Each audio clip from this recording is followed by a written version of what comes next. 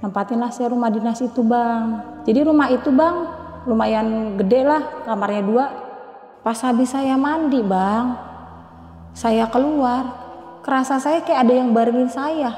Pas saya nengok, muka dia sama muka saya begini. Saya sontak di situ nggak bisa ngomong, saya bebacang di situ, mulut saya kaku bang. Pas dia selesai makamin, dia masuk ke dalam tuh. Saya tanya, minta apaan tadi, kerudungan buat apa? Saya bilang gitu. Itu buat makamin bayi yang tadi dibawa ke kamar mandi. Iya, kenapa lu nggak ngomong? Kalau gua ngomong ntar lu takut. Makaminnya di mana? Di samping kamar. Assalamualaikum warahmatullahi wabarakatuh. Balik lagi sama gua, Badru Capslock. Terima kasih buat teman-teman yang udah klik video ini. Semoga teman-teman di rumah selalu dalam keadaan sehat walafiat, dilapangkan rezekinya dan dimudahkan segala urusan-urusannya. Amin. Dan juga nih buat teman-teman di rumah yang punya kisah pengalaman horor, jangan disimpan aja, langsung aja kirim kisahnya ke nomor WhatsApp itu tuh. Kuy, kita gibah bisnis ini. Dan kali ini kita udah berhasil lagi nih sob buat menghadirkan salah satu narasumber yang bakal berbagi kisah pengalaman horornya. Oke, langsung kita sapa narasumber kita kali ini. Halo Bu. Halo, siapa bang. namanya nih Bu? Nama saya Elin. Bu Elin ya. Tinggal di mana Bu kalau Di tahu? Bekasi. Oh, Bekasi ya. Bekasi mana nih? Bekasi Utara, Kaliabang Tengah. Oh, Kaliabang. Mungkin di sini ada warga Bekasi Bu. Sapa-sapa Bu. Halo warga Bekasi. Iya. Kita terima kasih ya Bu Elin ya nyempetin waktunya nih. Nek kejadian tahun berapa nih kalau tahu nih? Kira-kira tahun 2014 bang. 14 ya. Berarti kisaran udah 9 tahun yang lalu ya. Iya. Dan kita terima kasih Bu Elin ya nyempetin waktu sekali lagi nih. Iya. Oke, siap, tahan dulu ya Bu. Gak usah lama-lama lagi, cari bos serban terbaik ya, siapin kopinya sama cemilannya. Langsung aja kita gibah misteri.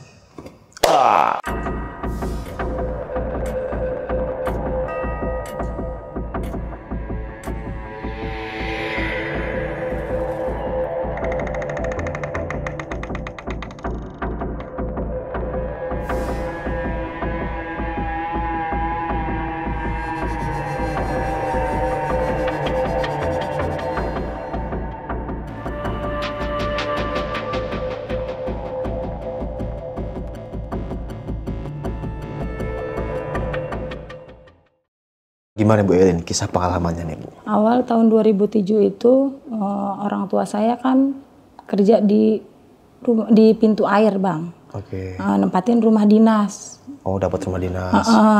Udah gitu kan saya baru nikah tuh, suami saya belum ada kerjaan kan. Kata mertua gini, ya udah ikut aja tuh di rumah dinas. Karena mertua saya kerja di rumah dinas, kita ikut di situ biar ntar di situ dapat kegiatan lah.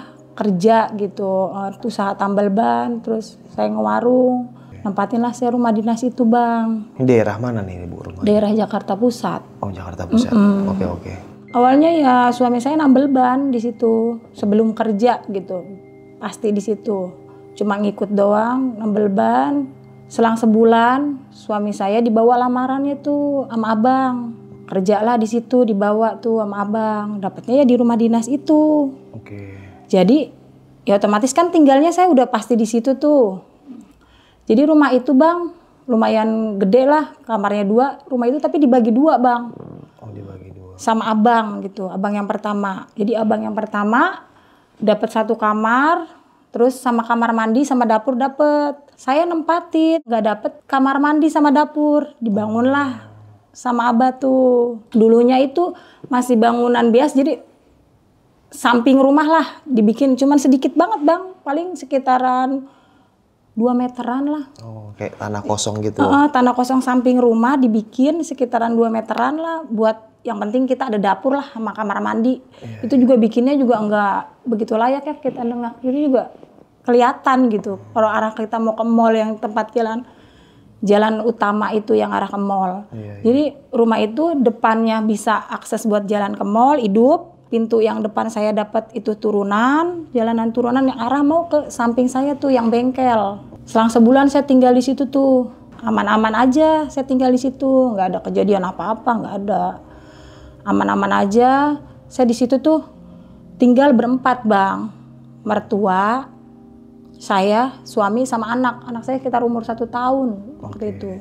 Saya tinggal di situ, biasalah pagi buka warung, ngebengkel tuh. Kalau Abah kan aktivitas malam kan memang nggak pernah di rumah. Jadi kita tutup bengkel, Abah aktivitas malamnya tuh di luar. Nongkrong sama tukang ojek. Jadi kita lah aktivitas di rumah kayak habis tutup warung nih, kita beberes segala macam rapi-rapi gitu kan. Itu nggak ada kejadian apa-apa awal itu. Malam Jumat, Abah ngomong gini, nanti gua dari sore ya mau pulang. Jadi biasanya kan dia kalau op itu 3 hari bang. Op libur ke rumah itu 3 hari, kadang sehari. Jadi saya mau pulang nih 3 hari. Berarti kan otomatis saya cuma bertiga di situ tuh di rumah.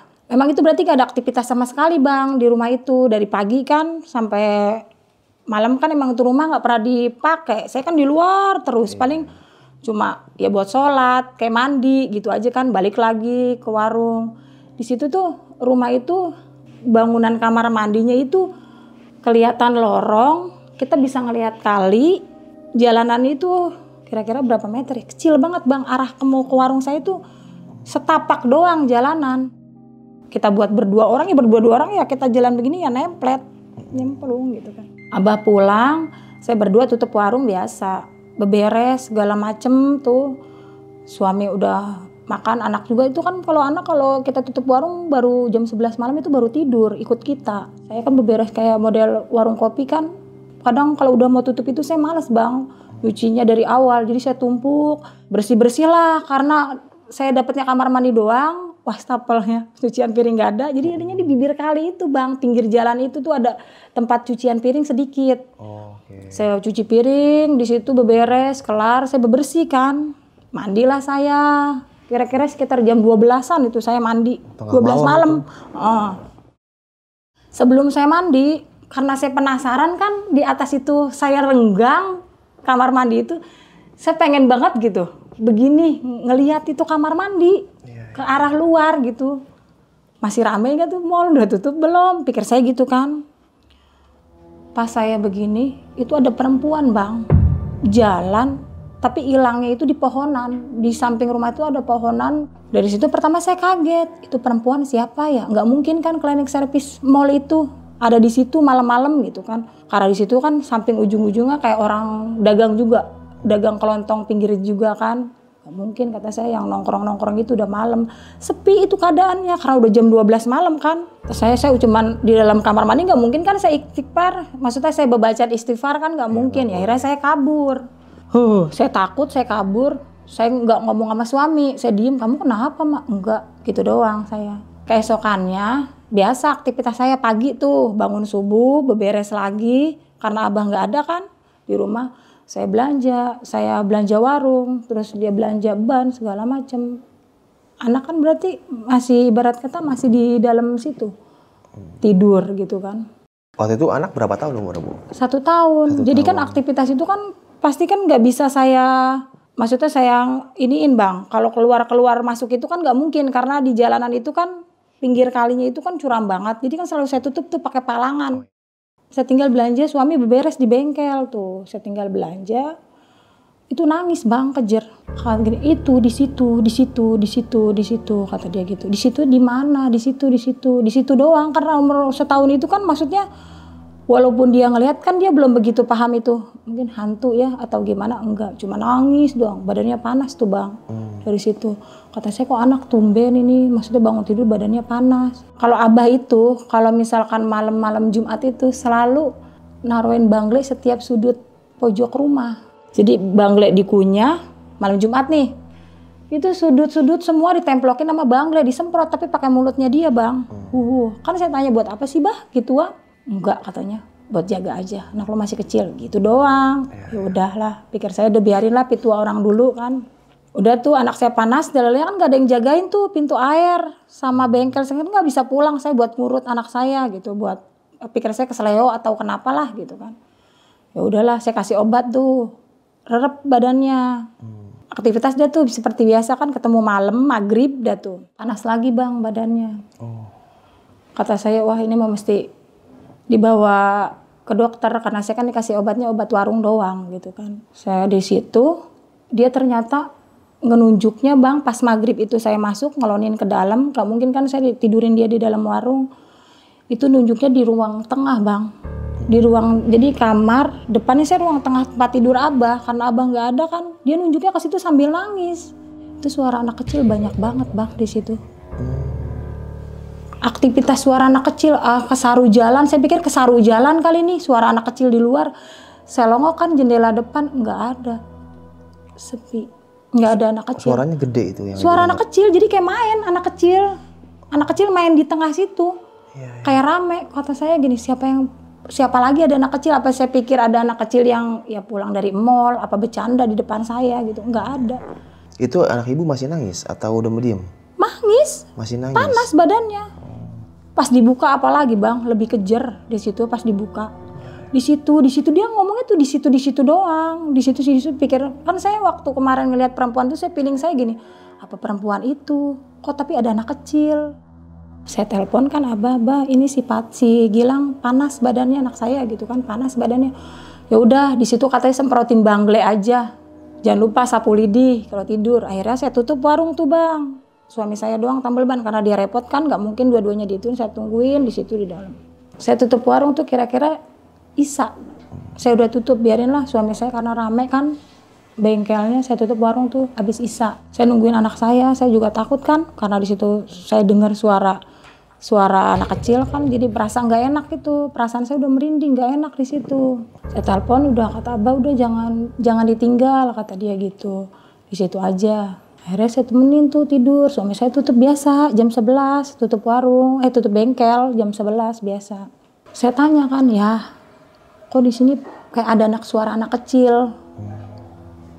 Emang di sini banyak anak kecil ya, gitu kan? Soalnya kan aktivitasnya udah malam tuh Bang. Enggak ada anak kecil di sini, kan kita doang. Enggak, maksudnya kayak banyak suara anak kecil. Kamu dengerin deh. Kalau pas lagi jadi pas kamu tutup ini kamu jangan tidur dulu deh. Coba dengerin gitu. Ya udah, entar kalau aku tutup katanya aku dengerin. Akhirnya kan dia bergadang tuh Bang karena dia panas badannya. Nggak tidur tuh saya sama dia. Ketemu pagi loh. Subuh saya bangunin, ya bangun, tungguin. Saya mau beberes lah Bang, mau nyapu, mau beberes dah, mau ngepel, mau nyuci piring karena saya nggak beberes kan, karena saya langsung tutup kan tuh. Saya beberes. Pagi tuh hari ketiga Abah itu kan akhirnya Abah pulang tuh Bang. Udah deh gue pulang aja, saya telepon tuh pagi-pagi Abah. Bah, ini si Gilang anak saya badannya kok nggak turun-turun panasnya. Akhirnya Abah pulang tuh pagi. Akhirnya itu disemprot lagi Bang, Bangle sama dia. Ini mah kesambet. Oh kesambet. Dia bilangnya gitu. Ini mah kesambet, udah nggak apa-apa. Akhirnya pas habis itu, ini nggak usah Bang, apa Abah, saya pengen urut apa-apain berobat, enggak. Udah biarin aja ntar juga adem. Bener Bang, adem badannya. Rerep badannya tulus. Tapi nangis masih? Enggak. Oh udah enggak. Enggak nangis, tulus, rerep. Saya bilang kan sama Abah, Bah, kok di sini pas malam, pas Isya itu dari maghrib ke Isya itu kok kayak ada suara anak kecil banyak sih Bah di sini. Bercanda Bah di ruangan Abah, saya bilang gitu kan. Tempat tidur Abah kayak ada anak kecil banyak. Udah biasa itu mah. Bah, tolong dong Bah, ada apa sih di sini gitu. Jadi Elin nggak takut, saya bilang gitu kan.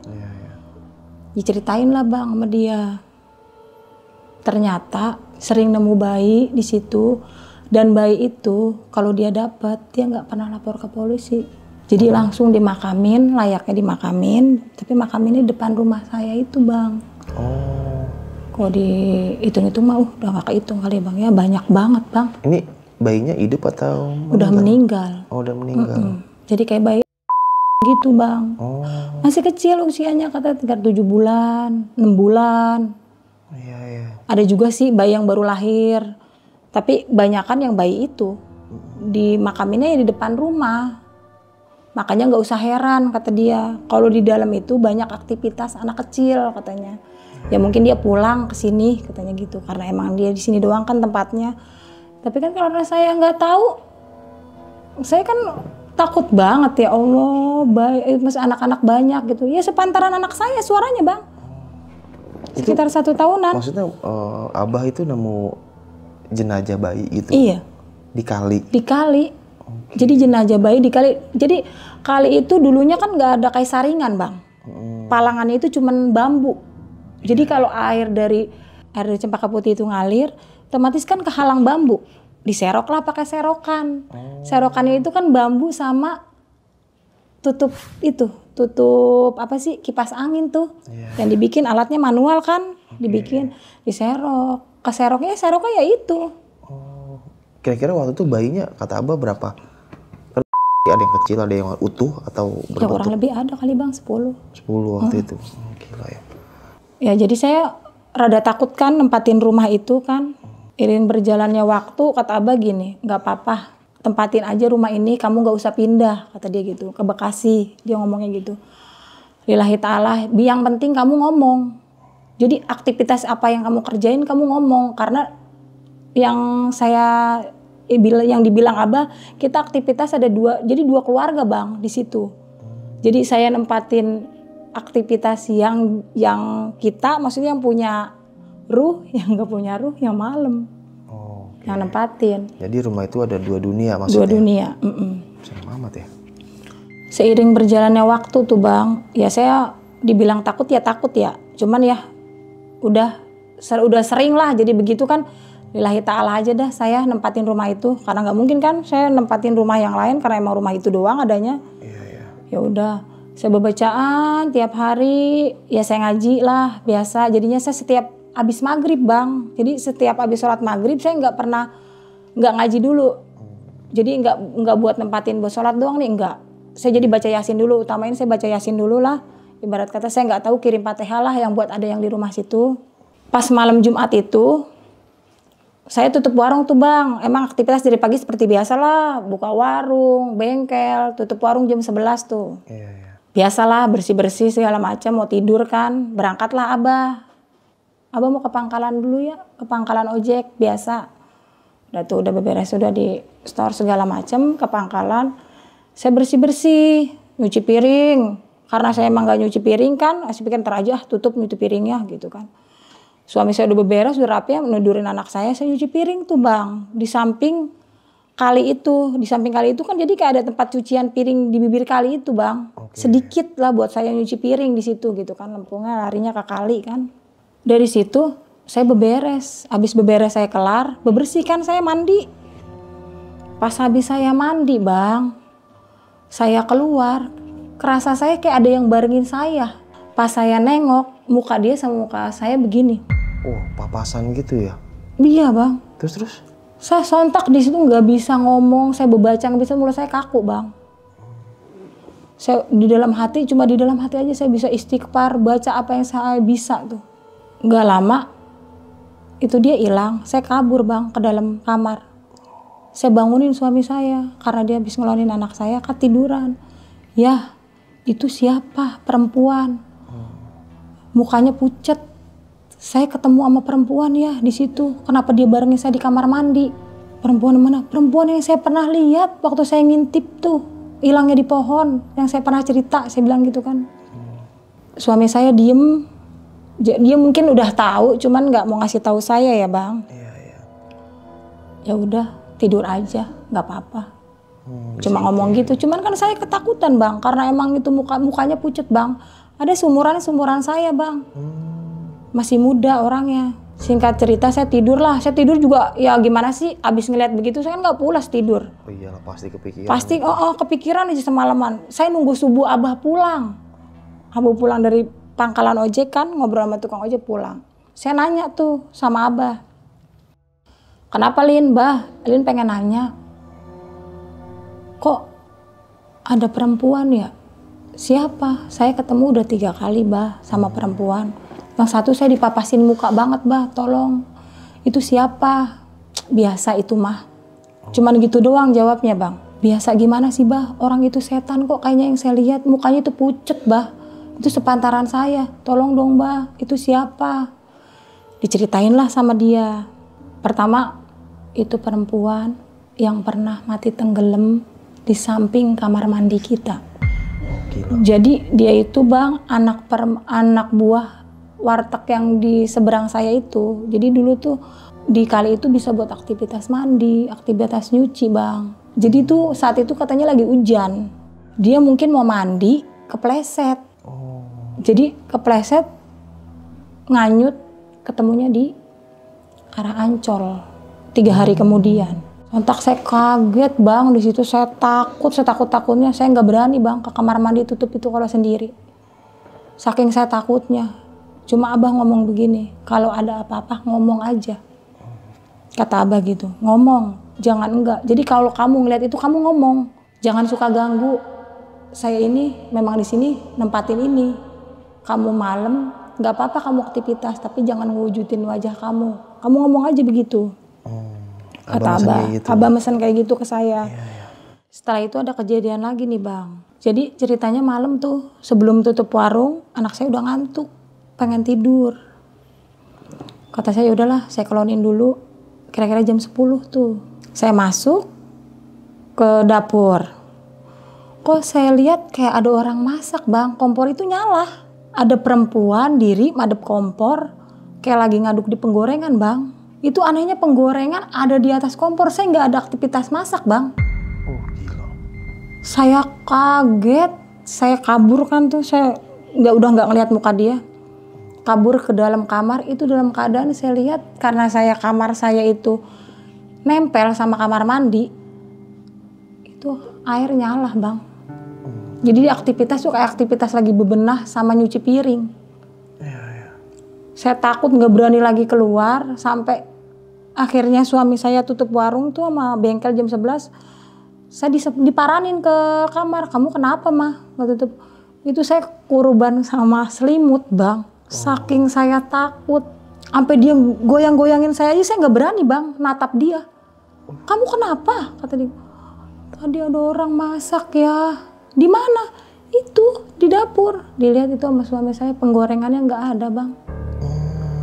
Bangun coba lihat, enggak ya ada orang lagi masak di situ ada penggorengan. Nggak ada, penggorengan nggak ada, kompor nggak nyala, air pun nggak nyala. Nggak ada ya, lagi ada aktivitas masak di situ. Mana orang nggak ada? Coba kamu keluar ayo bareng aku. Enggak ah, takut. Coba keluar. Akhirnya keluar saya bang sama suami. Nggak ada bang, nggak ada aktivitas itu, kompor nggak nyala, itu penggorengan nyangkut di atas. Gila, merinding gua. Saya di situ bengong aja. Takut kan saya di situ, udah ya ampun ya, udah kayaknya nih, udah dalam hati nih, udah nggak nempatin rumah ini lagi dah. Saya cukuplah mau pulang, saya pikir gitu kan. Iya. Orang tua saya sakit bang, ternyata mertua saya. Abah sakit, akhirnya abah pulang ke Bekasi. Saya tinggal cuma bertiga di situ. Sama yang saya lagi hamil kan, berempat sama yang di dalam perut kan. Oh itu ibu lagi hamil waktu itu? Hamil kedua saya. Pas saya hamil kedua itu, abah pulang, abah udah nggak balik lagi tuh bang ke rumah dinas karena memang sakitnya parah ya, sakit ginjal, jadi udah nggak bisa aktivitas lagi kerja. Saya yang gantiin di situ, gitu kan. Akhirnya tuh saya bang hamil 4 bulan itu saya pendarahan melulu bang. Itu setiap saya ngelihat perempuan itu, walaupun ibarat saya udah tahu di aktivitas itu kaget bang, perut saya kram langsung berdarah itu bang. Itu nggak siang nggak malam, jadi saya nongolinnya itu nggak siang nggak malam. Biasa dia kayak nongol dari ujung kamar mandi, ngelos dari WC, ya ke dapur saya itu. Aktivitas dia seperti biasa, ya dia pikir mungkin udah nggak ada abah kan. Abah udah pulang, tinggal sama saya tuh selalu kaget saya darah tuh bang dari situ. Akhirnya saya pendarahan tuh usia 4 bulan itu kan, saya dibawa ke rumah sakit tuh bang. Sama suami saya karena takut kandungan saya lemah atau ada masalah kan. Dari situ saya warung tuh bang, udah nggak warung karena saya ditakut kandungan saya lemah, saya tutup tuh warung lama tuh bang tuh. Cuma bengkel doang jadinya yang buka. Jadi warung gitu. Dari situ dibawa saya ke rumah sakit. Katanya dokter itu saya nggak kenapa-napa, kandungan saya nggak lemah, nggak kenapa-napa. Akhirnya saya pulang tuh.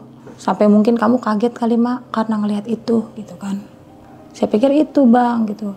Jadi kan seiringnya berjalannya waktu, saya hamil tuh kan udah tuh ke usia yang ke 8 bulan. Di situ perut saya udah mules bang. Jadi belum waktunya tapi saya tiap hari tuh mules. Itu tiap bulan bang, saya jadi keluar kayak mens tiap bulan. Tapi kalau ngeliat kaget-kaget itu saya keluar darah. Kalau kata saya ya karena hamil saya yang pertama gak apa-apa kan. Hamil yang kedua kayak gitu kan, jadi saya takut gitu. Dibawa lagi lah ke rumah sakit saya. Pas dibawa ke rumah sakit, itu nggak kenapa-napa kandungan saya. Normal. nggak kepengen keluar, nggak kepengen lahiran, enggak. Akhirnya saya pulang tuh dari rumah sakit. Saya ngobrol berdua sama suami pas pulang. Saya tanya gini, kayaknya ini nggak wajar lah gitu kan. Kok kita begini mulu? Kita ke rumah saudara yuk gitu. Tanya gitu. Kenapa sih kok kandungan saya begini? Setelah saya ke rumah saudara, suami cerita tuh sama saudara. Saya ngalamin gini-gini, hamil saya begini, saya ketemu perempuan ini, ketemu anak ini, kecil gitu-gitu. Ternyata pas dilihat sama saudara, ya itu, saya hamil ditemenin sama itu, perempuan itu. Kata dia, katanya biar ada temennya. Sampai usia saya mau lahiran tuh 9 bulan, saya itu udah cukup umur buat lahiran, cuma saya nggak lahir-lahir. Itu keadaannya saya bang, mules perut saya mau lahiran. Itu abang saya yang samping saya itu, jangan pulang naik motor ke Bekasi, ayo dianterin aja sama A katanya ke sana gitu. Nggak apa-apa, masih kuat gitu. Paling baru pembukaan berapa gitu ya, pembukaan 5 masih sanggup lah. Ntar kalau lu lahiran di jalan, di motor gimana yang berabe gitu kan. Sampai Bekasi itu hilang.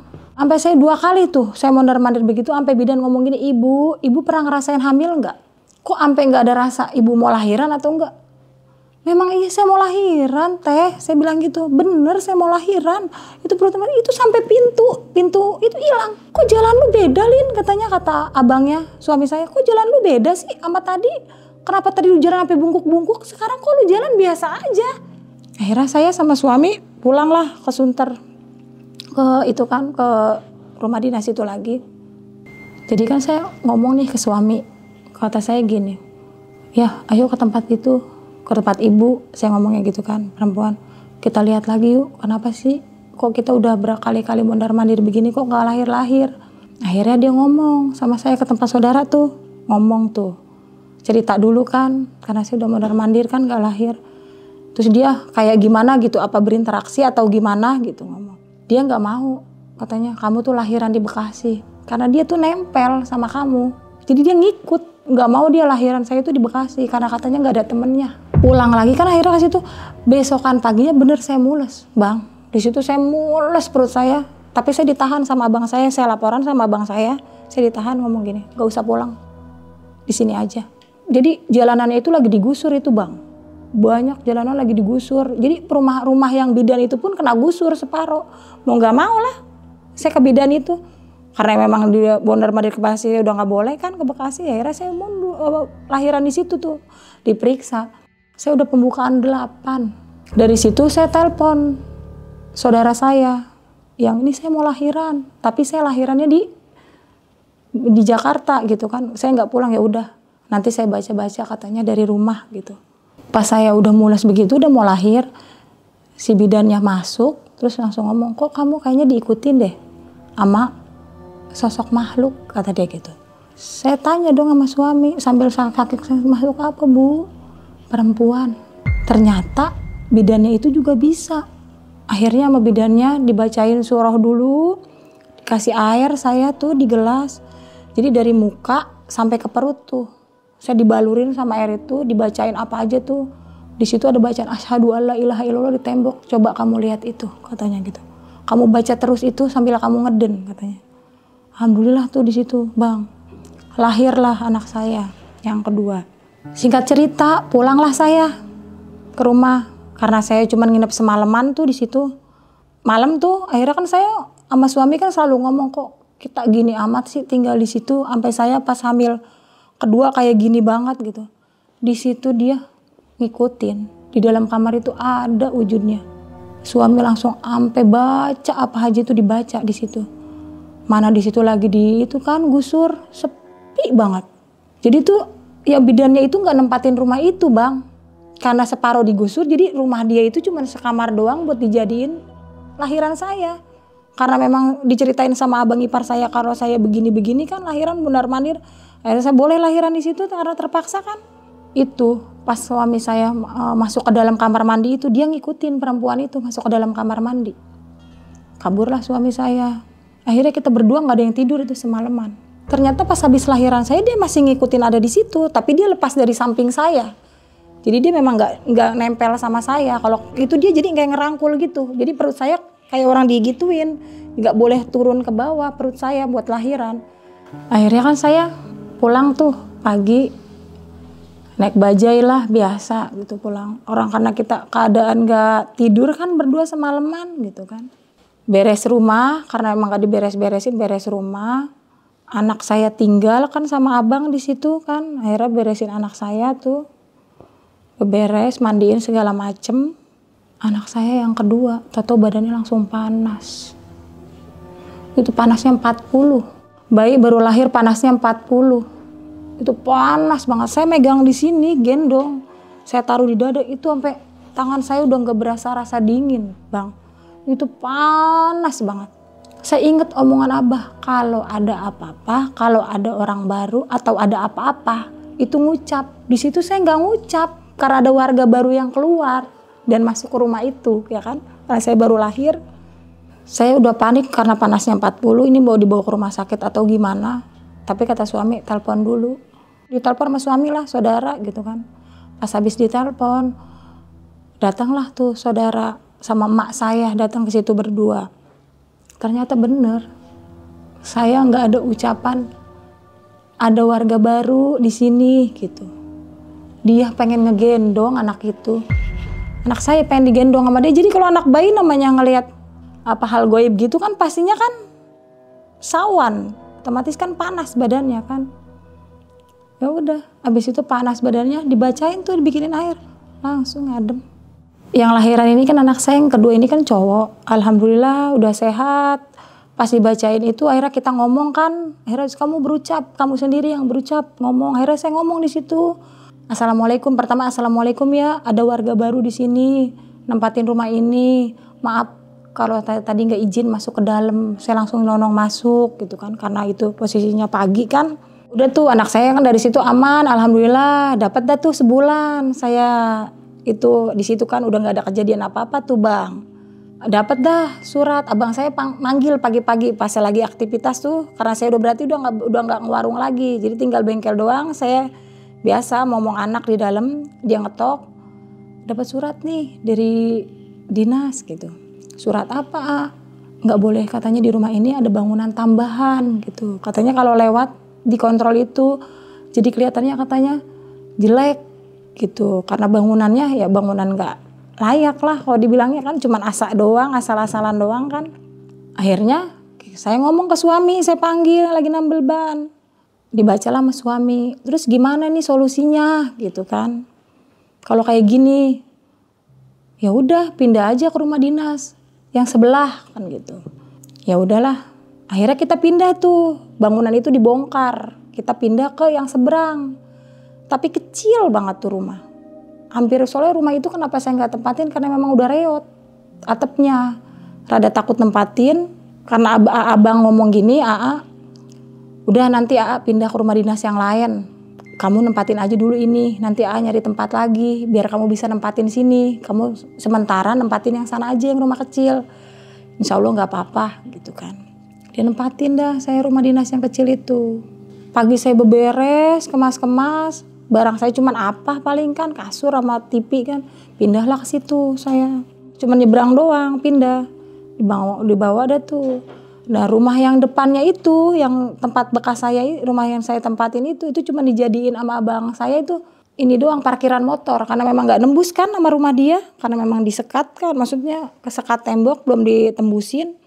Cuma dipakai buat parkiran motor doang sama dia, gak dipakai buat tempat tidur, enggak. Pas habis nempatin tuh biasa tuh, gak ada kejadian apa-apa.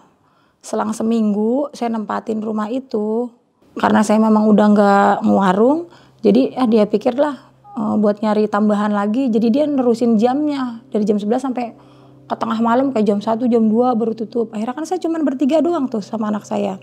Saya telepon lah adek saya yang di Bekasi, ayo pindah kemari temenin gitu kan, sambil bantu-bantu AA. Siapa tahu gitu bisa kena nambel ban gitu kan. Datanglah adik saya ke situ. Akhirnya nemenin saya kan buat bantu-bantu gitu, buat ya nemenin kalau saya lagi mau aktivitas masak apa ke kamar mandi, jadi yang nemenin si bayi, jadi nggak bisa ditinggal sendirian karena anak saya kan yang satu itu penakut. Selang seminggu tuh adik saya di situ ada kerjaan di dinas, Ada lowongan tuh dinas kebersihan, dimasukin lah sama suami saya di situ. Jadi netep lah adik tinggal di situ bareng saya. Berarti yang tinggal di rumah itu jadi nambah. Jadi anak saya 2, suami saya sama adik saya nambah. Walaupun rumah kecil, mending saya ubel-ubelan tidur. Karena saya tahu rumah dinas itunya begitu kan. Jadi selang seminggu adik saya di situ, itu kejadiannya sih belum ada. Nggak ada cerita bagaimana nggak ada.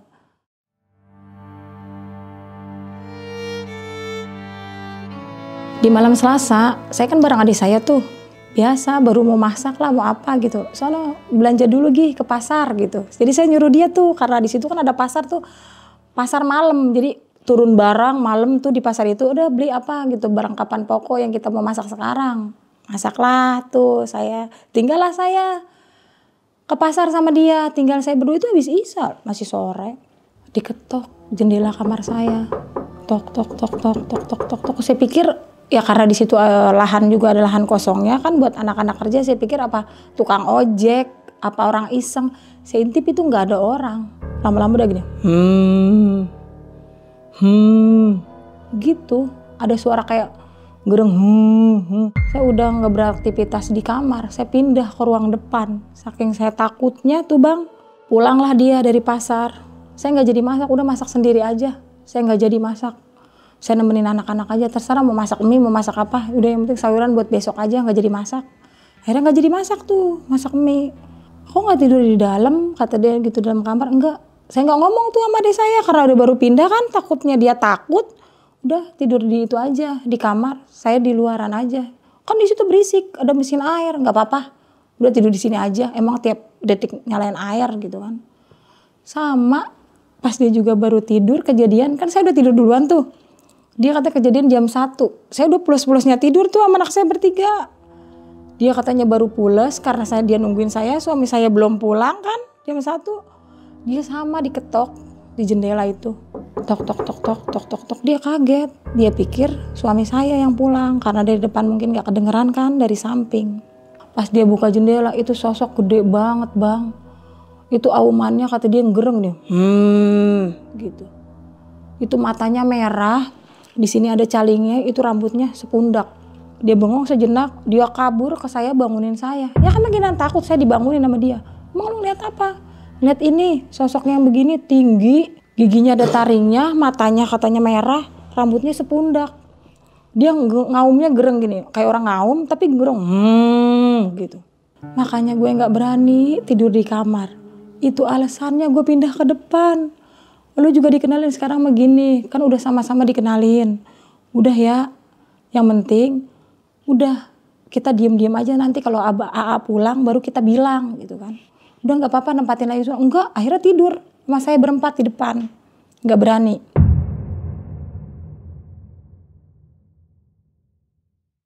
Jadi kan karena itu rumah baru saya pikir kan beda lah sama rumah yang pertama lah yang saya tempatin. Saya pikir cuek aja lah. Saya nggak usah izin. Ternyata saya nggak izin juga bawa warga baru di situ. Akhirnya berucaplah saya, ya ini ada warga baru, adik saya yang datang mau nemenin saya di sini. Saya izin lah biasa gitu. Selang pagi lah itu udah mulai pagi, nggak ada kejadian apa-apa lagi, adem ayem lah udah. Biasa tuh aktivitas pagi ya, dia kerja. Namanya emang kalau karena nggak ada saringan kan pakai palangan bambu begitu, dia manual lah nyerok sampahnya manual. Dia nemu jenazah di situ. Pas nemu jenazah, awalnya dia serok tuh jenazah, dia lemparin ke kali seberang buat arah ke sana. Dia pikir enggak takut gitu. Tapi di dalam hati dia ngomong gini, kalau gue kasihan amat ya sama jenazah itu kalau gue buang ke sana, dia balik lagi. Dia ngambil itu kayak perahu rakitan dari bambu, dia dayung, dia ambil lagi tuh si jenazah itu. Itu jenazahnya kayak bayi dibuang, tapi masih prematur. Kecil. Karena saya dalannya baru habis lahiran lah, baru dapat berapa bulan kan. Diserok apa dia pakai tangan. Dibawalah ke bedeng dia. Dia laporan sama saya. Saya bilang gini, punya kerudungan putih enggak? Kata dia gitu. Buat apaan? Saya bilang gitu kan. Enggak buat apa-apa. Kalau ada bagi gitu dia bilangnya. Ada emang tapi buat apa? Enggak buat apa-apa. Akhirnya saya kasih tuh, dia keluar. Dan di tempat kerja dia itu, temennya itu ada ustadz. Jadi ustadz itu kerja di situ juga. Jadi berupa ustadz lah gitu dibilangnya di tempat tinggal dia. Nemu lah dari situ. Udah nggak apa-apa, mandiin aja kata Pak Ustadz itu. Dimandiin lah di rumah saya, dibawa ke dalam masuk ke kamar mandi saya. Pikir saya dia bawa kresek itu dimasukin ke dalam plastik hitam apaan? Saya nggak tahu. Dia mandiin di dalam kamar mandi itu nggak ada yang ngomong sama saya karena saya dibilangnya saya takut kan, maksudnya dipikirnya saya takut, jadi kan dimandiin di dalam kamar mandi, dibawa keluar, dikafanin lah di dalam bedeng. Setelah dikuburin di samping kamar saya dia baru cerita bahwa itu tuh mayat yang dia temuin di kali itu gitu, mayat itu. Dia cerita katanya mayatnya itu ya memang udah nggak ada kakinya, jenis kelaminnya udah nggak kelihatan. Pas dia selesai makamin dia masuk ke dalam tuh. Saya tanya, minta apaan tadi? Kerudungan buat apa? Saya bilang gitu.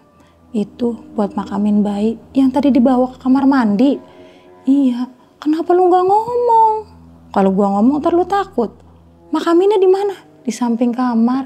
Ya Allah bang, dari situ saya takutnya karena saya punya bayi kan. Saya bener-bener takut tuh. Akhirnya saya nggak berani tidur di dalam kamar. Saya tidur maunya di ruangan tamu, biarinlah deket-deket berisik mesin air lah, saya tidur di situ.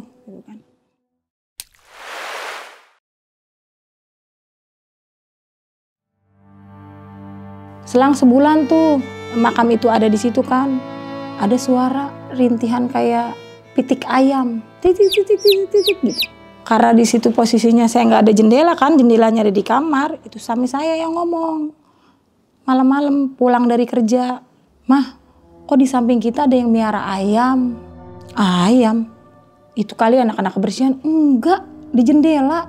Samping jendela ada anak ayam. Ya coba dilihat dari depan, putar coba. Ada nggak di situ anak ayam? Kalau nggak kelihatan dari jendela, nggak ada anak ayam. Itu kejadiannya jam 2. Kata saya, lah iya kok nggak ada anak ayam di situ. Saya bangunin kan adik saya, lu miara ayam nggak? Enggak ada yang miara ayam, ya miara ayam mah abis lah sama tikus, kata dia gitu. Lah kok ada suara anak ayam sih? Kan saya mikir aja jadi, apa jangan-jangan anak kecil yang itu lagi Mbok, yang lu makamin di samping kamar kita. Saya telepon saudara saya bang, akhirnya dia mungkin nerawang atau gimana karena dia bisa kan. Itu ternyata anak kecil yang dimakamin di situ, padahal dia nggak tahu. Kalau dimakamin anak kecil itu nggak ada yang tahu. Saya ngomong sama dia, tuh kan bener, lu makamin anak-anak yang di sini nih, yang bayi ini. Ternyata katanya dia kedinginan di situ. Makanya dia suaranya setiap malam merintih begitu. Tolong kasih susu gitu. Saya nggak mau kan, saya takut karena saya lagi nyusuin anak saya kan, jadi saya takut. Akhirnya dikasih lah sama suami saya susu di situ. Rintihan-rintihan udah biasa karena saya kasih susu, mungkin dia kan susu anget. Dia ngomongnya susu anget suruh ngasihnya. Akhirnya di piring dikasih tuh. Jadi habis itu udah nggak ada gangguan-gangguan lagi. Nah saudara saya ngomong, tolong kasih nama laki-laki, binnya bin Pulan katanya gitu. Gak apa-apa, kasih baju satu tapi niatin buat anak yatim kata dia gitu. Akhirnya saya begitu, saya niatin buat anak yatim kasih baju satu. Akhirnya gangguan di situ, alhamdulillahnya udah nggak ada gangguan tuh di situ. Pagi-pagi abangnya telepon. Lu di mana? Lah di rumah. Ah di mana? Masih di sini gitu di tempat kerjaan. Ini ada surat. Kenapa? Ah katanya dipindahin kerjanya katanya gitu. Berarti pindah dong dari rumah dinas yang ini yang gede. Iya nggak apa-apa tempatin lagi aja rumah dinas yang itu. Akhirnya saya pindah ke tempat rumah dinas yang gede itu lagi. Karena di situ udah reot kan, dia kasihan sama saya karena kecil punya anak 2 kan. Pindahlah saya ke rumah dinas yang gede itu. Dari situ kita beberes segala macem kan. Itu rumah kan berarti belum di-los karena masih dibagi 2 kan tuh rumah. Saya telepon adik saya, tolong dong digedor temboknya biar kita bisa masuk lah, ngejebol jadi bisa dapat kamar mandi sama dapur gitu kan. Biar bisa dibagi gitu kan. Adik saya yang bontot kan emang tinggal sama saya, cuman kan dia kerja nggak bisa ngedor itu. Akhirnya adik saya yang nomor 3 yang saya telepon. Akhirnya digedor lah sama adik saya tuh pintu. Dijadiin kotak lah berupa pintu, yang penting kita bisa masuk lah. Itu 3 hari nggak kelar-kelar. Setiap baru gedor adik saya kayak mau pingsan. Itu lemes badannya, meriang langsung. itu langsung kekuruban. Kata saya, ini kapan saya masuk ke kamar mandi? Jadi kita kalau masuk kamar mandi muter kan, berarti ke rumah yang samping. Kata saya, ini jadi nggak jadi. Dalalanya suami kan jadi nggak kerja tuh, dibantuin lah sama dia, sama adik saya pulang tuh malam-malam digedor. Tetep adik saya nggak ngedor, tapi adik saya yang sakit yang nomor 3 di situ. Saya cerita sama suami, akhirnya suami bilang, oh iya, kita telepon lagi nggak ya saudara kita yang bisa itu? Nggak usah, coba aku ngomong, maaf ya, ini rumah mau dijadiin satu, tapi saya gedor, tolong gitu. Jadi saya nempatin satu rumah ini, jangan diganggu. Akhirnya tuh digedor tuh, selama 3 hari itu, dapatlah jadi sekotakan lah buat masuk kita ngelos ke sono lah gitu. Di situ emang nenek saya lagi sakit keadaannya, ya sakit mah cuma sakit mata doang. Kalau dibilang bukan sakit parah gitu kan. Saya dapat kabar malam sekitar 7:30 kalau nggak salah. Itu nenek saya meninggal di situ. Saya udah berangkat ke Bekasi karena malam kan keadaannya tuh saya nginep di sono kan, belum dimakamin juga kan mayatnya kan gitu, jenazahnya belum dimakamin. Selang ketemu pagi kan dimakamin. Pas dimakamin itu di situ keadaannya mendung banget karena memang musim hujan kan tuh. Saya pulang sekitar 4:30 dari Bekasi karena kelar pemakaman tuh, pulang 4:30 ke Bekasi. Nyampe lah di Bekasi karena memang udah lelah semua kan karena nggak tidur semalaman kan. Kita bebersih, beberes, ya mau maghrib kita pada ketiduran tuh. Mendusin 7:30. Pas kita mendusin kayak suara azan Isya, kayak layap-layap jauh gitu suara azan Isya. Saya mendusin, itu peteng gelap semua. Saya belum nyalain itu di situ. Pas saya melek ada wujud pocong. Saya takutnya bang, saya nggak bisa ngomong di situ. Kata saya, astagfirullahaladzim, itu pocong. Itu pocong nggak sama sekali hilang atau gimana. Saya sampai gini-gini remet-remet ngencang suami saya, bangun, itu apa? Itu apa? Suami saya pun ngeliat, itu pocong di situ. Saya langsung sama suami saya takut kan, kaget, suami saya refleks, langsung nyalain lampu kamar kan, langsung hilang. Karena di situ gelap kan, kelihatan wujud dia doang kan putih. Itu mukanya cuma dipakein kapas doang. Mata, pipi sama mulut semua itu bekapas. Jadi pocongnya ya pocong bersih, pocong baru. Saya saking takutnya itu, keluar dari rumah. Kita tidur di dalam warung aja. Mana bisa kita tidur di dalam warung, ya nggak muat lah di dalam warung gitu. Saya takut, saya di luar, nggak berani masuk ke dalam. Sampai tengah malam tuh. Dari situ mulailah tuh pagi, karena adik saya nggak pulang kan. Di sana nenek saya meninggal kan, adik saya nggak pulang tuh. Jadi saya pagi aktivitas saya bertiga doang dong. Suami tetap aktivitas jadinya kerja lagi, ngebengkel lagi kan. Biasa tuh saya cerita begitu, ceritalah ke adek, saya ketemu ini semalam gitu, ketemu pocong gini gitu kan cerita. Ya udah, sekarang mah begini, nggak usah katanya nempatin kamar itu, kata dia gitu kan.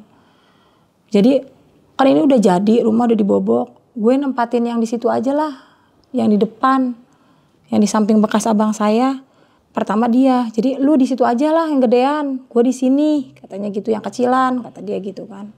Di situ saya pindah kamar, jadi saya yang di tempat yang gede, adik saya di tempat yang kecil, karena udah kejadiannya banyak di situ kan. Saya pikir kan udah nggak ada lah kejadian lagi gitu kan, udah ini udah rumah baru, saya pikir yang ditempatin abang saya kan. Dari situ malah lebih bang aktivitas itunya, aduh malah lebih banyak dibandingin yang pertama. Seiring berjalannya waktu kan saya ngurus anak lah biasa gitu kan. Karena saya udah ngelos ke belakang ke depan udah bisa kan, udah enak tuh. Saya keluar lah ngeliat suami saya, karena lebih deket kan, udah pindah di situ lagi ngeliat ke bengkel. Rame tuh ngebengkel di situ kan, saya lihat. Adik saya pun di situ sama ngebantuin dia, isi angin lah atau apalah gitu di situ kan. Saya duduk tuh di situ, ibarat kata nyari angin lah, masih sore lah. Saya nungguin lah di situ, nungguin suami saya. Jam 10 saya masuk, udah anak-anak udah pada ngantuk tuh. Saya ngelihat aki-aki di situ lagi duduk di bangku. Kata saya gini lah, kok ada aki-aki? Saya tahan anak saya yang pertama, kenceng banget saya pegang tangannya.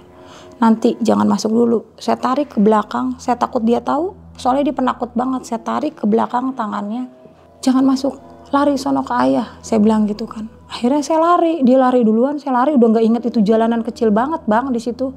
Saya lari sekenceng-kencengnya karena di situ tuh aki-aki duduk, cuma pakaiannya pakaian kayak Betawi begitu, pakai peci, dia megang tongkat begini, ada bangkunya di situ.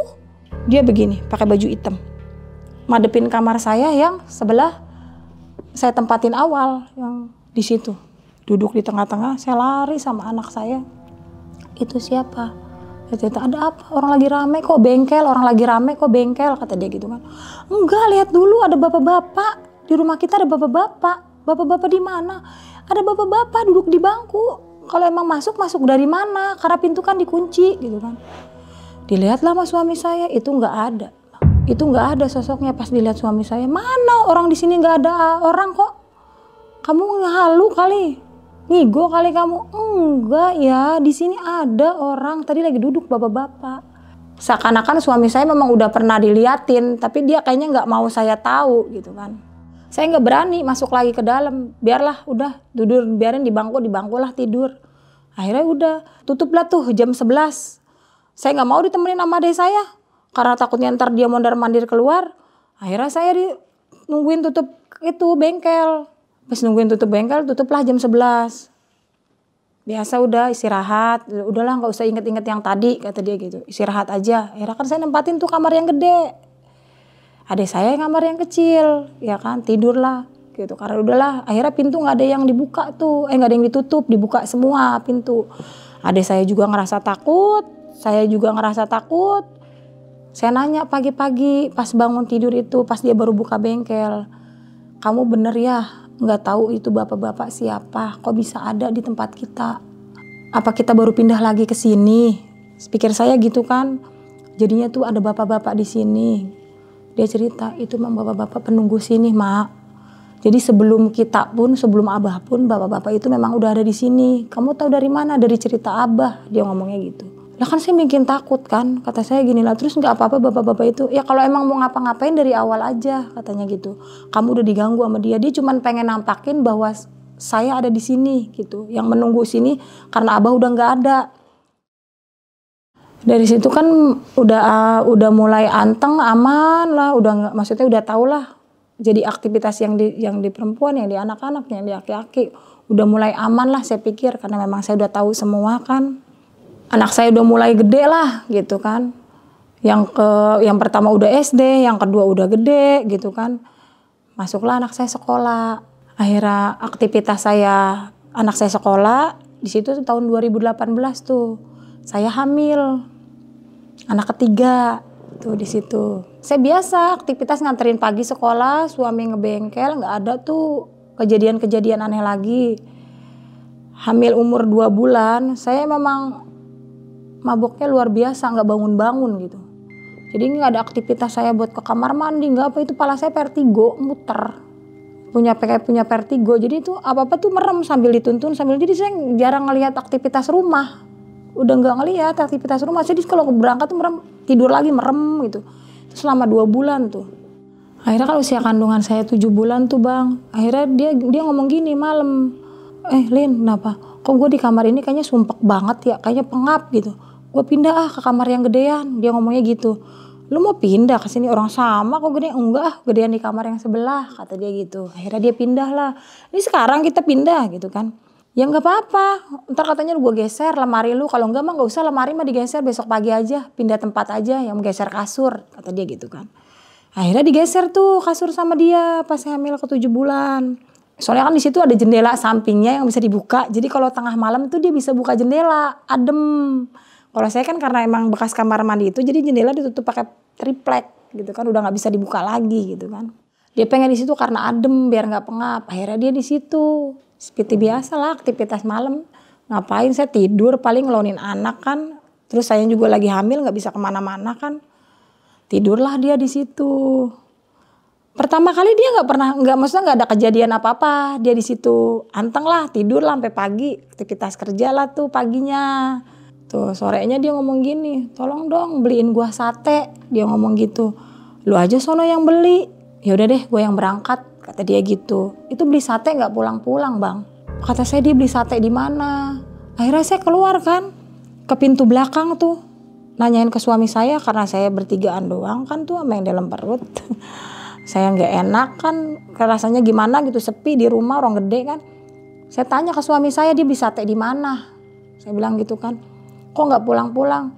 Yaudah sana tungguin aja di dalam, nggak usah keluar katanya udah malam lagi hamil gitu kan. Akhirnya saya masuk lagi ke dalam. Pulanglah dia sekitaran 9:30.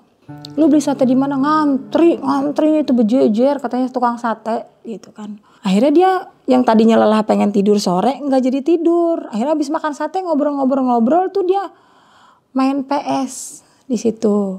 Udah gue nggak jadi dah tidur. Ya udah dah gue tidur duluan. Saya bilang gitu. Tapi lu jangan tidur ya. Soalnya belum tutup bengkel. Saya bilang gitu kan. Tidur ya udahlah tidur aja, kelihatan kok dari ujung ke ujung gini kan kelihatan kalau saya tidur karena saya nggak nutup pintu kan. Tidurlah saya. Tepat jam 1 dia belum tutup bengkel suami saya. Dia masih main PS. Itu jendela keadaannya dibuka sama dia. Itu jendela diketok-ketok katanya pas jam 1 itu. Itu ada bunyi aungan lagi dia. Gitu lagi. Itu ada yang diri di situ kata dia. Itu sosoknya tinggi sama rambutnya sepundak, giginya taring, matanya merah. Itu dia langsung lari ke kamar saya. Saya dibangun orang saya lagi hamil. Kan kalau saya dibangun gitu kan perut kram, kaget. Saya dibangunin sambil dia teriak-teriak, tolong. Ada apa sih malam-malam, tolong gitu. Itu ada setan. Di situ dia nggak mau tidur di situ. Di situ dia takutan banget bang. Dia lari ke depan bengkel suami saya suruh tutup langsung. Dia beberes sambil lari-lari, masukin peralatan. Dia tidur bareng sama saya. Nggak berani tidur di situ. Nah saya nggak berani pindah ke situ karena udah malam kan, nggak mungkin kan saya geser karena udah dia ngelihat begitu kan. Ya udahlah tidur di sini bareng-bareng, nggak apa-apa lah lu di depan pintu kamar gue juga, yang penting pintunya kebuka kelihatan kok. Itu PS sampai nggak berani dia matiin, saking takutnya. Akhirnya di malam itu kita ketakutan semua, tapi anak saya nggak ada yang saya bangunin, biarinlah dia tidur, takutnya kan dia takut kan. Tetap dia teriak-teriak, untung anak saya nggak kaget gitu, nggak bangun. Akhirnya kita ketakutan di situ, sampailah tiba subuh di situ. Akhirnya kita ngantuk, abis subuh kita pada tidur. Saya kesiangan tuh, jam 7 saya baru bangun kan. Saya bangunin dia kerja gitu, bangun kerja. Udah jam 7 absen dulu, akhirnya dia berangkat lah absen. Saya telepon lagi saudara saya bilang ke suami kan, telepon lagi coba saudara. Kok dia kasih tahu sosok itu lagi yang ada di rumah yang dinas satunya lagi kok pindah ke sini, saya bilang gitu kan. Akhirnya kata dia gini, saya telepon dia langsung interaksi, ternyata dia pindah kamar itu nggak boleh, karena itu khusus kamar buat saya katanya. Di situ dia ngomongnya nggak boleh pindah-pindah kamar. Kalau emang udah di situ aja, jangan pindah ke kamar yang gede itu. Pagi kan saya udah aktivitas tuh, malamnya itu abis maghrib saya takut banget. Saya lagi hamil tuh menjelang mau 9 bulan tuh hamil. Pas saya pindah lagi ke kamar itu, paginya saya pindah tuh beberes ke kamar itu karena kasur doang kan yang baru dipindahin di situ. Pindah ke kamar itu lagi, saya malah kejadian di situ. Jadi kejadian itu bang saya ngalamin pas adik saya libur tuh kerja. Adik saya pulang karena saya pengen banget makan ikan betok. Adik saya mancing lah, ya udahlah gue pulang ke Bekasi, nanti gue pancingin lalu ikan. Lu pulang jangan malam-malam ya, kerja gitu kan. Itu sih kandungan saya udah bulannya maksudnya, tapi belum HPL gitu kan. Udah bulannya, udah 9 bulan pas itu. Pulanglah dia ke Bekasi. Saya telepon kan, karena udah malam posisinya tuh. Suami saya kerja kan. Pas udah malam saya telepon jam kira-kira 9:30-an saya telepon kalau nggak salah tuh. Lu di mana? Udah malam kok belum pulang? Ini kan hujan gitu kan. Kata dia gini, nanti gue lagi cukur rambut dulu. Ntar kalau misalkan udah nyampe itu udah mau berangkat gue telepon. Ini belum kelar lagi cukur rambut. Soalnya rambut gue udah gondrong banget kata dia gitu kan. Nanti ya kalau misalkan gue udah mau berangkat gue telepon, gue bawa kok ikan lu yang pesanan lu. Kata dia tadi gue pancingin, dia bilangnya gitu kan bang. Akhirnya kan dia pulang tuh bang di jalanan. Pas sampai Perintis tuh, orang hujan gede, ikan dia jatuh. Dia pas pakai motor Satria kan kenceng tuh, ikan dia pluk gitu jatuh. Dia berhenti bang di situ. Dia ngomong gini, dia nelpon saya pas hujan gede banget, ikan lu jatuh. Tapi katanya jatuhnya di mana? Karena di plastik hitam gue nyarinya susah katanya karena hujan gede banget.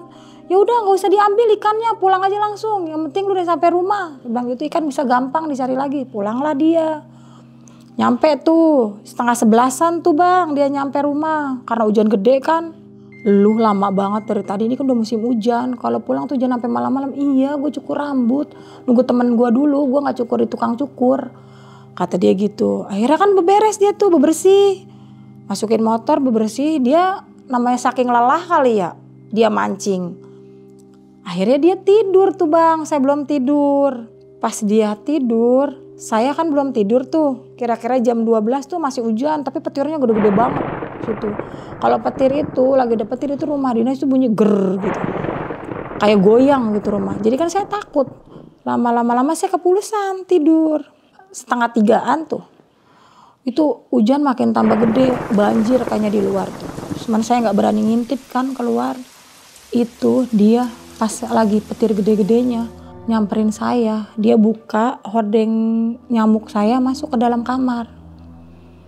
Lu tidur udah kayak kebo. Saya bilang gitu kan bang, lu gak denger petir gede-gede banget, lu gak kasihan apa sama perut gua, orang gua lagi hamil bukan tungguin gua. Saya bilang gitu kan.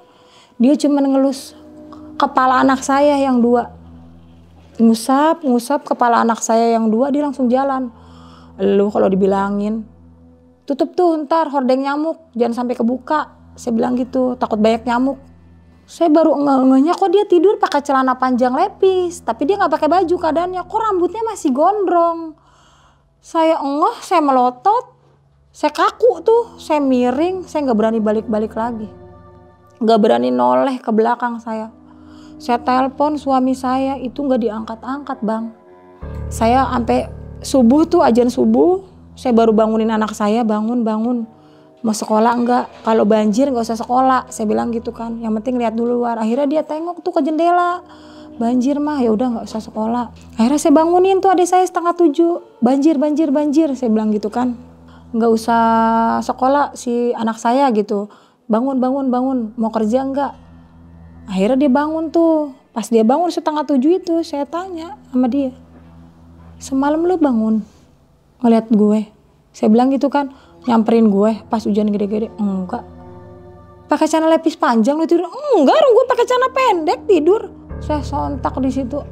Saya cerita sambil nangis. Berarti nyamperin gue siapa? Semalam tuh lu nyamperin gue, tapi yang gue kaget dalalanya baru gue ngeh, rambut lu tuh panjang sepundak, sedangkan lu udah cukur rambutnya. Rambut gue udah cukur, kok lu nggak ngeliat gue? Kata dia gitu, begini nih rambut gue.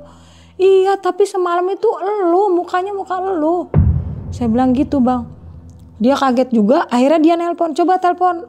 Akhirnya nelpon suami saya pulang tuh, ditelepon lah saudara saya yang ada di situ, yang ada di Bekasi, ditelepon sama suami saya.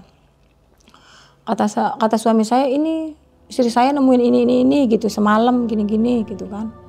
Di terawang sama dia ternyata itu yang meninggal tabrakan di samping kamar saya. Kamar saya itu kan jalanan yang arah mau ke mall tuh karena aktif kan. Itu tabrakan di situ karena dia kasihan katanya ngelihat saya sendiri dalam keadaan hamil bulannya. Jadi itu dia mau nungguin saya di situ. Makanya di situ saya udah takut bang, saya udah takut. Saya hari itu saya pulang ke Bekasi. Itu terserah anak saya mau bagaimana sekolah, yang penting saya pulang ke Bekasi. Saya udah takut banget. Saya lahiran udah di Bekasi sampai anak saya gede. Nah nih Bu, itu kan di kali kan kata Bapak kan banyak ya nemuin bayi yang mungkin beberapa kali gitu kan yang bisa dibilang dibuang atau gimana. Itu Bapak tahu bayi itu emang dibuang sama siapa gitu kan, atau emang ngalir dari mana, tahu gitu? Ngemploknya di situ atau gimana gitu Bu? Memang dia alirannya kan memang dari depan ke ujung patokannya yang tempat abah saya jaga atau kerja di situ kan. Kayaknya itu memang bayi, memang nggak diiniin bang, nggak dikehendaki sama orang tuanya. Jadi itu kayak bayi yang dibuang itu. Ya, jadi itu sekitar kira-kira 6-7 bulan itu bayi. Jadi Bapak yang nemuin di situ? Yang nemuin di situ. Karena kan sama Abah tugasnya jagain bendungan itu ya? Bendungan itu, iya betul. Gila ya, serem banget ya.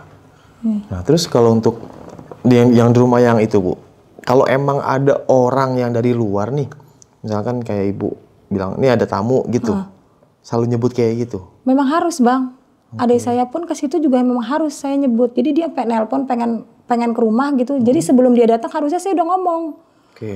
Ada tamu nih yang mau datang. Tolong ya saudara saya yang mau datang, harus begitu Bang. Jadi kalau enggak memang sakit. Itu nggak coba untuk kayak di ruqyah gitu, kayak dipindahin atau diusir tuh sosok gitu? Enggak. Bu? Karena memang di situ memang udah tempatnya gitu. Udah tempatnya. Di situ. Tapi menurut Ibu itu, Bu Yelin itu, dia ganggu gak sih Bu maksudnya? Kalau dibilang ganggu awal-awal ya ganggu. Kalau karena udah terbiasa, ya jadi begitu. Biasa, jadi aktivitas dia malam, ya saya pagi gitu. Jadi ada dua alam jadinya. Iya. Jadi Ibu sama keluarga kayak udahlah bersahabat, bukan bersahabat, kayak udahlah masing-masing aja gitu ya? Iya, kalau dia misalkan mau ngisi air, iya, kalau dia mau ngisi air minum, oh berarti dia. Karena kita kan udah gak ada aktivitas, berarti dia aus, udah gitu. Iya. Terus kalau untuk ini Bu ya, yang almarhum yang cewek, kata Ibu tadi penjaga warteg ya, yang meninggal kecemplung, itu sempat masuk berita Bu, kisahnya itu tentang kejadiannya itu? Sempat masuk berita, sempat masuk berita tuh, rame. Dievakuasi sama siapa waktu itu Bu? Sama tim SAR ya. Oh tim SAR? Dievakuasi sama tim SAR, terus kan karena memang dia 3 hari kan dicari-cari nggak ada, ya itu dicari sama tim SAR ya, nyampenya ya ke situ. Di Bendungan Ancol. Itu ditemuinnya emang nyangkut di situ atau di diubek-ubek tuh ya? Diubek-ubek. Apa ada di dalam air atau udah di atas gitu maksudnya? Dia ada di awalnya nggak kelihatan Bang. Dia 3 hari sampai telusuran situ nggak kelihatan, tapi pas ada tim SAR diubek-ubek mungkin ya, dia timbul tangannya gini. Jadi kayak ngelambai minta tolong gitu. Berarti awalnya kayak mendem di bawah gitu ya? Kayak mendem di bawah gitu. Jadi dia kayak gini tangannya. Gitu Bang. Gokil ya. Terus kalau untuk sekarang nih Bu, sekarang 2024 ya, rumahnya itu masih ada Bu rumah dia? Masih ada. Ya? Sampai sekarang pun masih ada rumah itu. Iya, dan ya semoga aja sehat selalu Bang Ibu ya. Amin. Ya namanya sosok itu kan emang selalu berdampingan lah sama kita ya Bu. Betul. Dan sekarang di Bekasi nih, aman-aman aja? Atau masih ada nih gangguan-gangguan itu? Alhamdulillah sih aman. Aman ya? Alhamdulillah ya. Alhamdulillah. Ekstrim banget sih gangguannya sampai segitunya ya Bu. Iya awalnya Bang. Kena mental Bu. Banget ya. Kecil ya. Banget Bang awalnya mah. Berakhir dengan perdamaian sama mereka ya. Alhamdulillahnya. Jadinya ya anak itu ada di situ, orang perempuan itu ada di situ, aki-aki ada di situ, gitu. Ya udah aktivitas aja di situ dia. Sampai ada tamu nih mau datang gitu ya. Betul. Ya, maksudnya udah jangan ganggu gitu kan. Iya, udah. Karena dia pengen tahu siapa sih yang datang, kayak orang mah gitu Bang. Jadi siapa sih yang datang, pengen nimbrung gitu. Cuman kan keadaan dia kan kalau dipegang aja sama sosok begitu kan pastinya kita meriang. Iya, benar. Betul kan? Iya, kayak ketempelan atau ngadu inian ya. Gitu. Gokil ya, serem banget ya. Terus kalau untuk sosok yang nyerupain suami waktu itu ya, sebelumnya Adek. Adek. Berarti waktu itu Adek rambutnya gondrong. Gondrongnya semana waktu itu Bu? Segini. Gondrong lah segini. Dan cuman kan dia karena memang udah potong, ya awalnya yang datangnya itu segondrong segini, sedia persis. Iya. Tapi pas pagi ya memang dia rambutnya udah potong. Dikembarin lah ya bisa dibilang ya. Iya, makanya nyerupai itu. Iya, oke. Yang kecelakaan di situ tuh. Siap. Kita terima kasih Bu Yelin ya nyempetin waktunya nih datang ke sini dan bagi pengalaman buat teman-teman di rumah nih Bu. Iya. Pengalamannya luar biasa ini. Pengalaman berharga atau pengalaman yang luar biasa atau pengalaman yang apes yang menurut Ibu nih? Ya dibilang pengalaman yang berharga lah buat saya. Oke. Kalau kata saya berharga, saya bisa tahu. Jadi dimanapun saya tinggal, jadi saya bisa ngelihat Bang. Gitu. Karena saya dari situ tuh kayak dibuka mata saya gitu. Jadi saya, gitu. Dimanapun saya tinggal pun saya jadi bisa ngelihat gitu. Jadi kayak lebih peka gitu ya. Oh di sini ada, gitu. Tadi aja Bu Yelin pas pertama nyampe udah hawa tempat ini udah beda ya Bu ya. Beda. Iya, karena kan ini tempatnya gibah misteri Bu. Jadi harus horor. Tapi jangan ganggu ya, kita masing-masing. Iya, betul. Kayak kita friendly, enggak friendly sih kayak udahlah lu gue ya kan. Yang penting kita pulang jangan ngikut gitu. Ya. Kalau nggak gitu pasti ngikut Bang. Tapi kalau emang ibu mau bawa nggak apa-apa. Jangan. Jangan ya. Jangan. Oke, kita peace. Udah banyak di rumah. Udah banyak ya? Oke, nggak bercanda ya, bercanda. Oke, ntar ngambek lagi sama gue. Iya bang, takut ngambek ya. Apaan lu nyuruh gue pergi lu? Oke sob, mungkin sekali kisah pengalaman yang dalam sama Bu Elin ini bisa kita ambil segi positifnya, buang jauh-jauh negatifnya. Ya setiap tempat, setiap daerah atau setiap apapun itu, ya mungkin ada penghuninya ya. Kadang kan kita hidup berdampingan sama mereka ya. Kadang mereka jahil buat ngusilin kita, kadang mereka juga munculin buat menunjukkan eksistensinya mereka. Jadi kita hidup masing-masing lah, dia kita. Cuman kadang dia suka gabut ya, gangguin kita orang nih. Cuman ya balik lagi, mereka ciptakan untuk menggoda manusia. Jangan takut. Oke, jangan lupa 5 waktunya. Dan sampai jumpa di kisah selanjutnya. Wassalamualaikum warahmatullahi wabarakatuh. Bu, makasih ya Bu Elin ya. Sama-sama, mau nanya nih Bu, kalau misalkan Ibu dari sini bawa motor ke Amerika, mau Bu? Wah, bagaimana tuh ya Bang? Dadah.